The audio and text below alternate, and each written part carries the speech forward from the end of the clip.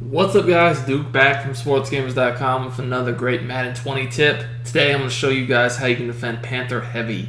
And as a quick reminder, if you're not already subscribed to our channel, please do so. Turn your notifications on so you don't miss any of our videos. Guys, if you want the best Madden tips, if you're looking to get better at Madden 20, the only place you need to check out is Sportsgamerz.com. We've had the best Madden tips for over a decade. Anyways, I want to show you guys how to defend Panther heavy.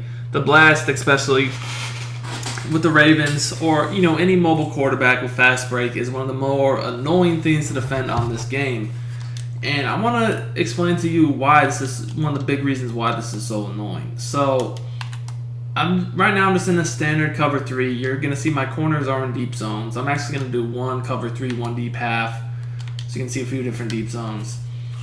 Now what you guys are going to notice is a few different things, but basically, you're going to notice that if you have any sort of deep zone by your corner, and I'm just going to do a few more examples so you can clearly see it, but basically, they back up at the snap, and they don't attack the run.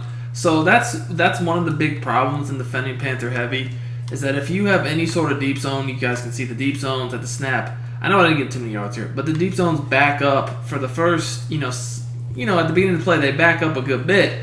And that's a big issue. And you can see this would happen from many different formations, whether it's the 4-4 where you're in here, a 3-4, whatever. You could be in cover 4 with the cover 4 deep zones, and those deep zones by the corners, they don't react.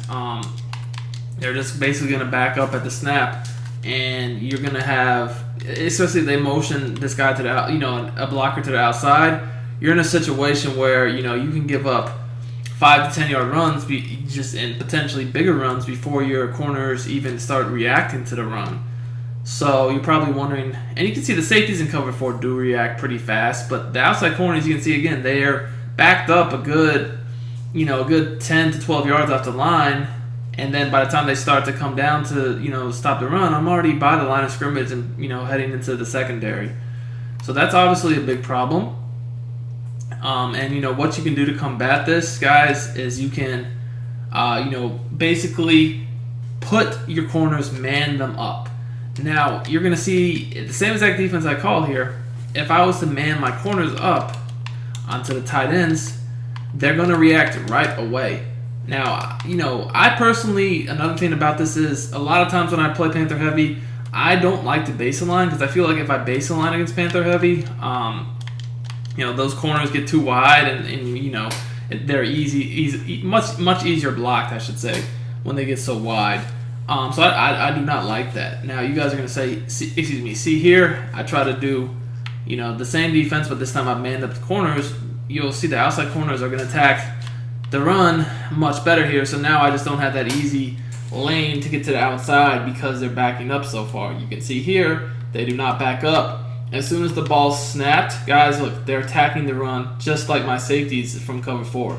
See where they're manned up on those tight ends? Bam, they're coming down, shooting around those tight ends or whatever, making sure I can't just easily get to the outside. So I have to kind of try to cut it more back up the middle, and in this case I had a linebacker waiting for me. Now, I will say, cover 2 was not terrible. Cover 2, they also played a little bit, they played decently in cover 2, but I still feel like manning those corners up is going to be your best bet, or blitzing them. But obviously, I would prefer not to have to blitz them, because then they're just going to, the passes are going to be just beyond open. But they do play it pretty solidly out of cover 2 as well. You can see when you press out of cover 2, they're going to kind of attack really fast into the backfield. But if you do play cover 2, I definitely recommend pressing, but no base line, because again, if you base a line, all they really have to do, I feel like, is motion the guy to the outside on the side they want to try to get out to the edge on, and basically when they send them in motion, they'll pick up the flat zone really well. But you can see here, that flat zone shoots in the backfield really well, reacts right away to make the tackle. So if you're going to call cover 2, I would recommend it being a press with no base align.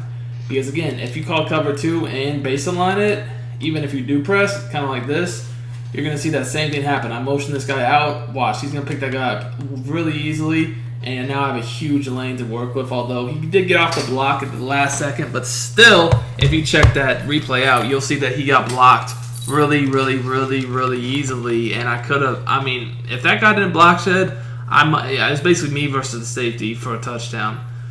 Or actually, no, it's me versus the linebacker. But still, like, if he does not shed, he sheds right as I'm getting by him, I could really easily outrun that linebacker. So, these are some of the issues with Panther Heavy. What makes it annoying is it kind of restricts you to playing certain coverages. You can't have any sort of deep zones on your field by your corners. Otherwise, it's just super easy to get around the edge because they don't react. So you're either going to want to have them in man-to-man assignment or a cover 2 flat zone of any kind. It could be a cloud or whatever. It doesn't really matter the cover 2. But the key when you're playing cover 2 is to press and no baseline.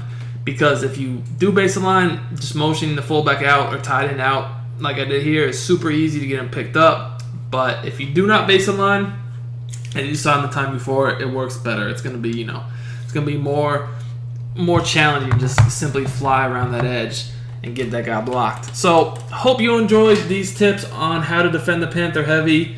I understand Panther Heavy is super annoying because it limits the types of coverages you can play to effectively defend it. But now that you understand this, I think you guys should have a lot more success with Panther Heavy. And by the way, if you just happen to be in a defense with a deep zone on your field and you see them trying to get to the outside, one more trick you could do is you could just press the right analog stick in to try to send the zones at the quarterback and get them from backing up, kind of the same way you would send a spy at a quarterback once you see him scrambling or whatever. Doesn't work quite as well as what I showed in this video, but if you do happen to be caught in that type of defense, that is something that can help you out a little bit. Anyways, guys, hope you like this video. Hope it helps you out. Be sure to give us a like, comment on the video, and we'll be back with some more great Madden 20 tips for y'all very soon. Till then, I'm out. Enjoy the game.